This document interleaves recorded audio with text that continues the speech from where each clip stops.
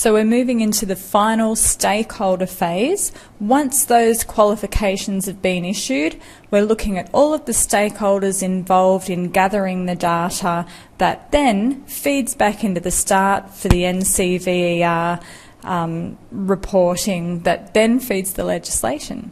So what we're doing now is when you have your students enrol as of 2015, they're required to register for a unique student identifier number.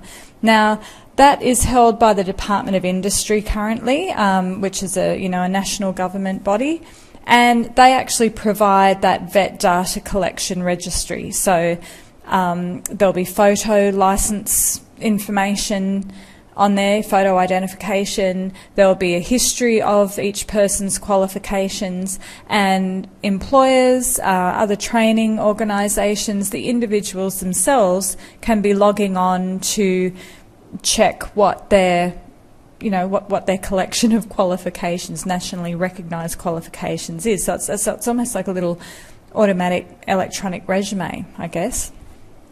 So that's the unique student identifier, and so that's actually another key stakeholder now in this whole vet process.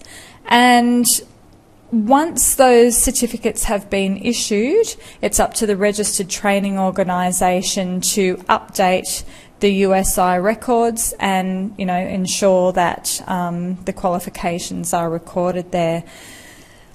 Once your learners have finished your training and you've assessed them and their qualifications have been issued, your registered training organisation is going to send them a link to a learner survey, and they're going to send any employers that actually enrolled their employees for learning an employer survey, and that's done through the Australian Council for Education Research.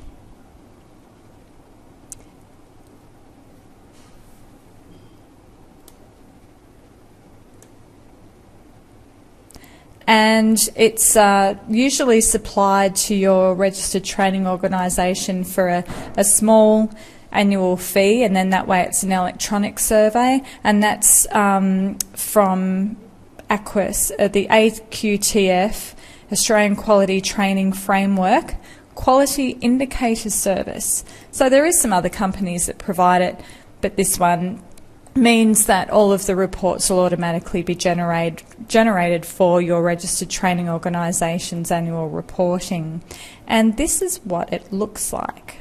So once you finish your course with Evoke, and once you've got your qualification, your Cert 4, you will be sent a link to this particular survey.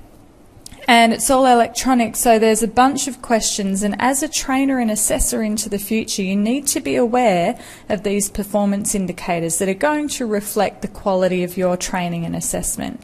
So your learners can either strongly disagree all the way through to strongly agree with each of these statements. So that's a very important quality indicator that gets measured for each registered training organisation.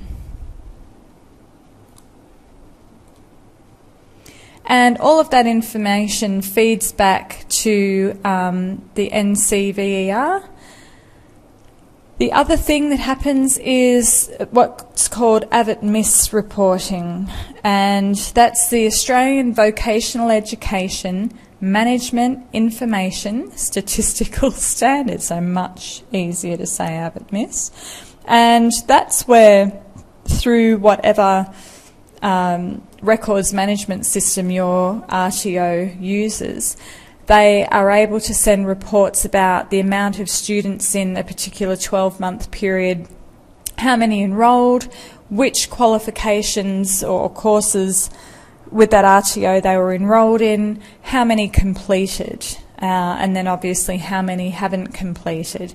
And that's going to be a real testament to the design of the course, the quality of the trainers, the quality of the assessing, and you know, the whole user or learner experience. So that is some reporting that the data goes back to NCVER.